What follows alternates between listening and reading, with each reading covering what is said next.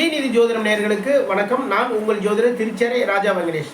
இந்த பதிவில் கன்னி ராசிக்கான வாரராசிகளை பார்க்கலாங்க. கன்னி ராசிக்கு அதிபதியாக இருக்கக்கூடிய புதன் பகவான் உங்களுடைய ராசிக்கு லாபஸ்தானமான 11ஆம் இடத்துல சஞ்சாரம் பண்ணிட்டு இருக்கார். 11ஆம் இடத்துல லாபஸ்தானமான 11ஆம் இடத்துல சஞ்சாரம் பண்ணிட்டு இருக்கார்.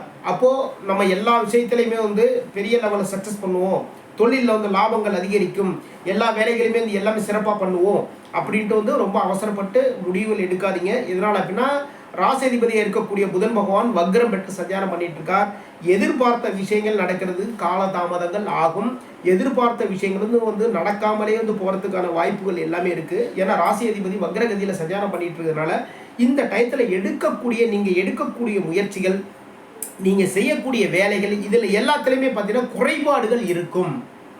லாபஸ்தானமான 11ஆம் இடத்துல, அதாவது லாபஸ்தானமான 11ஆம் இடத்துல இருந்து இவருடைய 7ஆம் பார்வை உங்களுடைய ராசிக்கு பூர்வ புண்ணியஸ்தானமான 5ஆம் இடத்துல பதியுது. பூர்வீகம் சம்பந்தமான விஷயங்கள்ல சில குறைபாடுகள் இருக்கும், சில இடர்பாடுகள் இருக்கும், சில பிரச்சனைகள் இருக்கும். குலதெய்வ வழிபாடுகளுக்கு பண்ணலாமான்னு சொல்லி ஏற்பாடுகள்லாம் பண்ணுவீங்க.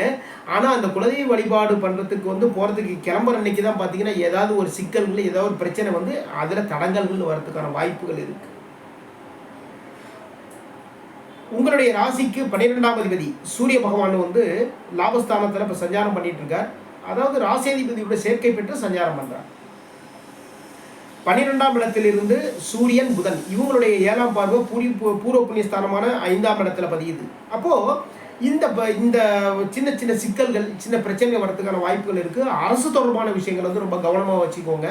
அரசு தொடர்பான விஷயங்கள் ஒரு இன்கம் டேக்ஸ் ஃபைல் பண்ணுறது, அதாவது டேக்ஸ் கட்டுறதுக்கான ஒரு கணக்கு வழக்குகள் மெயின்டைன் பண்ணுறது, இது எல்லாமே கொஞ்சம் கவனமாக இந்த டயத்தில் பார்த்துக்கோங்க.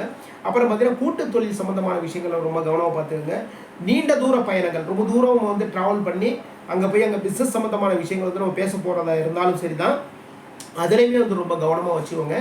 அதுக்கப்புறம் பார்த்தீங்கன்னா உங்கள் வீட்டில் வயதுக்கு, அதாவது உங்களை விட வயசு அதிகமாக இருக்கிறவங்க, ஓகேங்களா, அவங்கக்கிட்ட ரொம்ப பணிவாகவும் அன்பாகவும் நடந்ததுங்க. இது ரொம்ப ரொம்ப ரொம்ப சிறப்பு. இந்த வாரம் ஆரம்பத்தில் பார்த்தீங்கன்னா உங்களுடைய புதிய முயற்சிகள் நல்ல வெற்றிகளை கொடுக்கும்.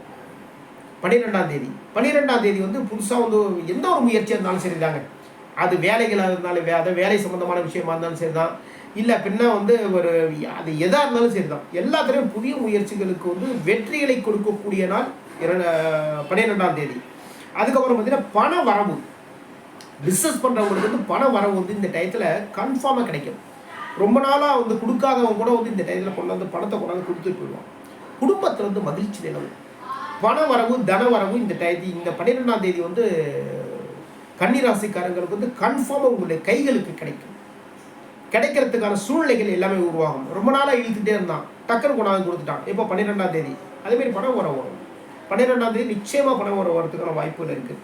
13, 14 இந்த நாட்கள் சகோதரர் மூலமாக நல்ல நல்ல விஷயங்கள் எல்லாமே நடக்கும். எழுத்து தொடர்பான விஷயங்கள் தாராளமாக பண்ணுவீங்க. ஆனால் புதிய முயற்சிகள் நீங்கள் பண்ணும்போது அதில் சில பின்னடைவுகள் இருக்கிறதுக்கான வாய்ப்புகள் இருக்குது 13, 14 தேதிகளில். அதனால் புதிய முயற்சிகள் எடுக்கும்போது ரொம்ப கவனமாக பார்த்து பண்ணுங்க, அது ரொம்ப ரொம்ப நல்லது. 15, 16 இந்த நாட்கள் புதுசாக ஒரு வீடு வாகனங்கள் வாங்கலாமா, இல்லை அப்படின்னா புதுசாக ஒரு வீட்டு பத்திரம் பண்ணுறதுக்கு ஏற்பாடுகள் பண்ணலாமா, தாராளமாக பண்ணலாம். அதுக்கான முயற்சிகள் எடுக்கலாம். அதன் மூலமாக நல்ல விஷயங்கள் நடக்கும். உங்களுடைய தாயின் மூலமாக நல்ல விஷயங்கள் நடக்கும். தாயினுடைய சொத்துக்கள் மூலமாக நல்ல விஷயங்கள் நடக்கும். உங்களுடைய தாய் உங்களுக்கு பக்கபலமாக நின்று எல்லா விஷயத்தையுமே எல்லாம் பேசுவாங்க. எல்லாமே உங்களுக்கு பக்கபலமாக நின்று செஞ்சு கொடுப்பாங்க. 17, 18 இந்த நாட்களில் பார்த்தீங்கன்னா பூர்வீகம் சம்மந்தமான விஷயங்களை கவனம் எடுத்துக்கோங்க. பூர்வீகம் தொடர்பான விஷயங்களை நீங்கள் தாராளமாக முயற்சிகள் எல்லாமே பண்ணலாம்.